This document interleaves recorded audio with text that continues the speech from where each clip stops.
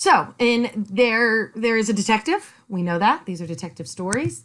Our detective is typically an amateur or at least not a police officer.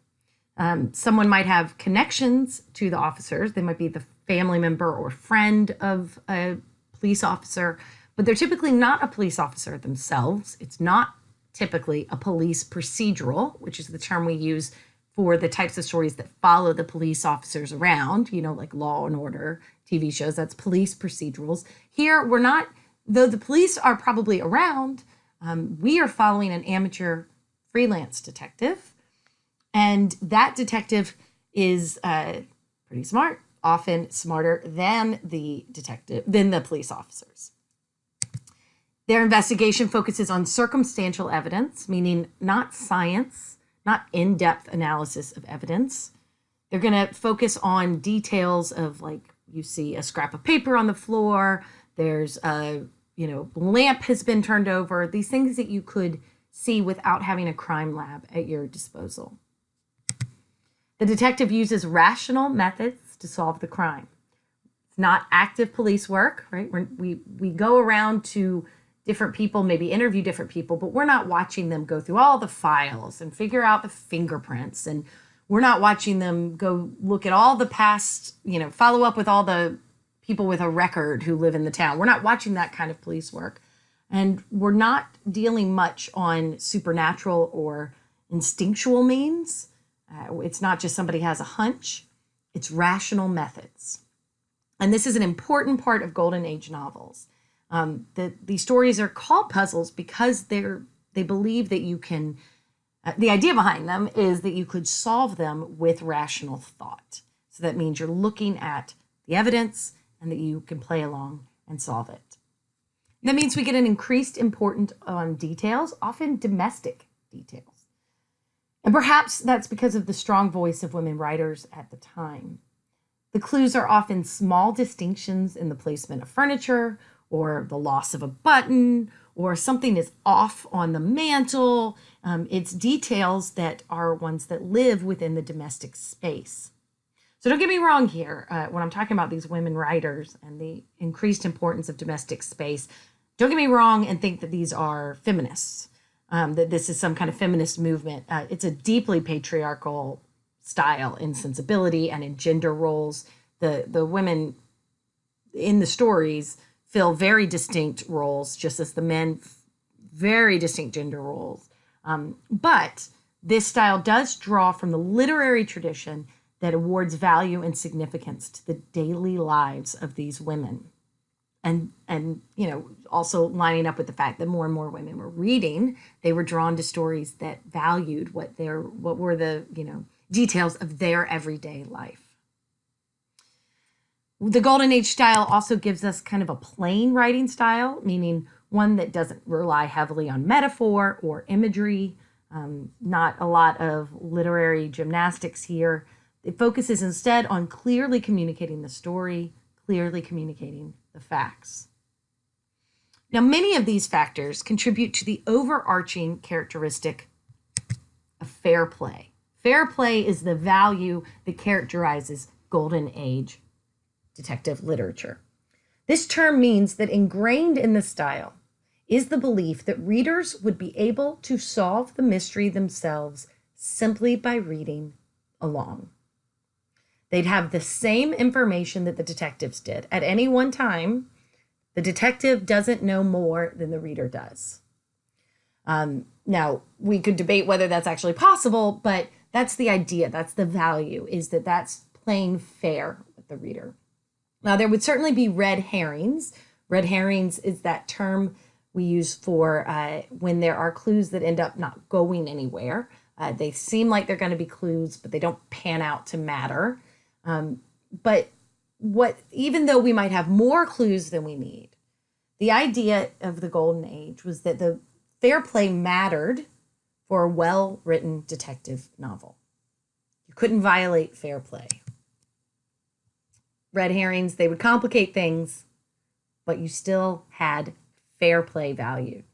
And in fact, it was such a value that a collection of mystery writers, including Agatha Christie, belonged to the Detection Club, which was founded in the late 1920s by the writer Anthony Berkeley. All members in this club swore an oath to fair play. And that oath said, "Do you promise that your detectives shall well and truly detect the crimes presented to them using those wits which it may please you to bestow upon them, and not placing reliance on nor making use of divine revelation, feminine intuition, mumbo jumbo, jiggery pokery, coincidence, or act of God?"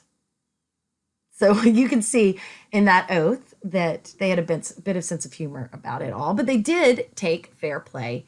It meant a lot to them. It was important. And one of the members of this group, Father Ronald Knox, who was a writer and a Catholic priest, established a 10 Commandments of sorts, which he called the Detective Story Decalogue.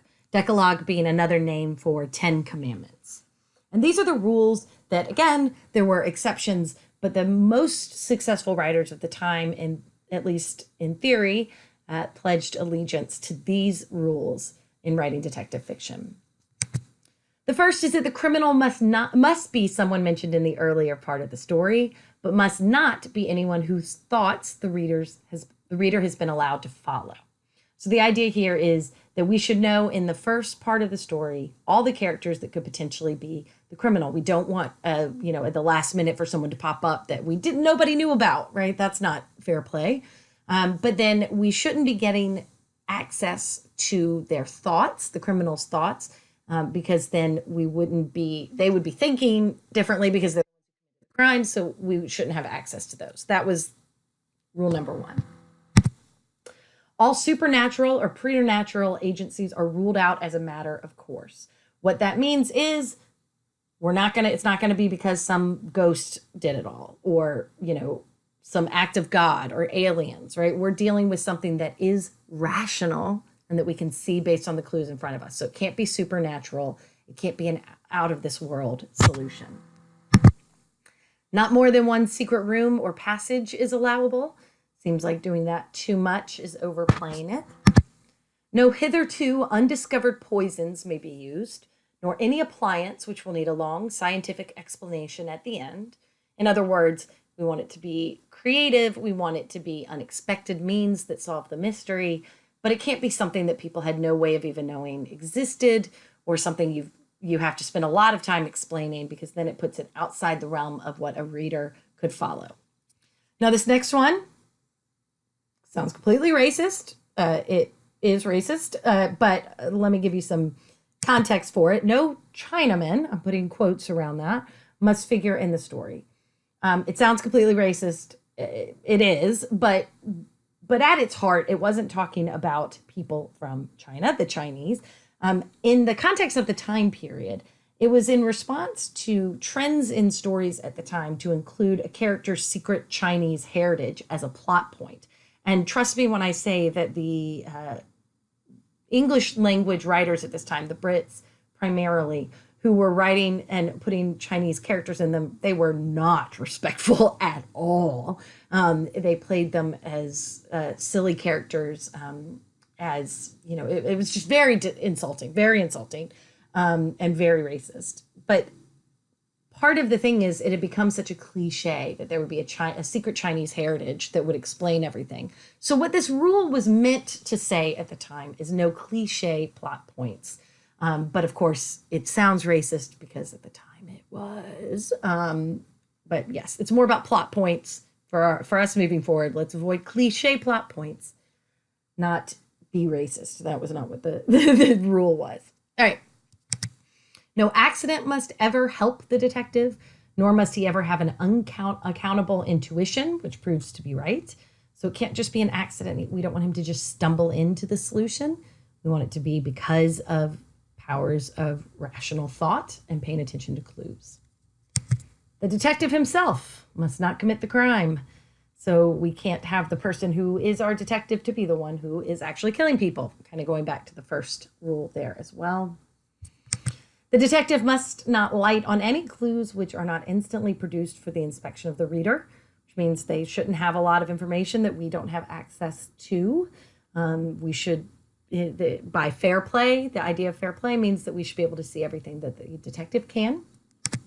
The stupid friend of the detective, which in honor of Sherlock Holmes was known as the Watson, must not conceal any thoughts which pass through his mind. His intelligence must be slightly, but very slightly, below that of the average reader. So the idea is that we needed a slightly dumb sidekick. He had to be smart enough to be someone that the super smart detective would keep around, but a little bit dumber than we are so that they have to ask for explanation and so that they can help readers keep up. And it makes it so that if you don't have the sidekick, then you don't have a reason for the detective to explain out loud what connections he's drawing. So we got to have that sidekick so we know that he can speak out loud and we can learn what he's thinking. Twin brothers and doubles generally must not appear unless we've been duly prepared for them. The same kind of goes with like people's deaths being faked, things like that. We need to have clues to their being a long lost twin in order for us to accept that as a solution. Again, it can't just pop up at the end. So these were the rules that were followed to varying degrees by virtually every member of the club. And virtually every member of the club broke at least one of these rules once. Sometimes they broke many of them, but they swore an oath to these rules. And what I think to think about here is that they illustrate the ethos and values of the style. We take it seriously that we're going to play fair with our readers. That was a huge part of this style. As we will learn in upcoming weeks, the Golden Age didn't last forever. The time period, the era did not last forever. The beginning of World War II shifted readers' attentions and their tastes. The Golden Age mysteries are often praised for their sense of tidiness, the return to order. Readers found less use for tidy solutions when the world around them was plunged once again into war and news of the Holocaust spread. Once we knew more about what was happening there, it became harder to maintain interest in these kinds of tidy stories. But as far as plotting goes, the Golden Age continues to represent a time of classic puzzles, the source of so many stereotypes and styles that generations of writers since then have responded to or avoided or tried to reinvent. Contemporary detective stories have grown a lot out of this background. Though the stories themselves are clearly of a time and place, they remain pretty timeless for their readers. And to illustrate that, I have shown you, this is part of my bookshelf. This is my actual bookshelf in my actual home that is dedicated to Agatha Christie novels. And these are just some of them. And just, yes, in case you didn't know how much I really love these books. These things have remained popular. Agatha Christie remains one of the best-selling writers of all time. Still, even though so much time has passed since this era. So yeah, let's have fun reading Golden Age detective stories. Be on the lookout for where you see these elements of fair play and Golden Age style in the text we're reading. Bye.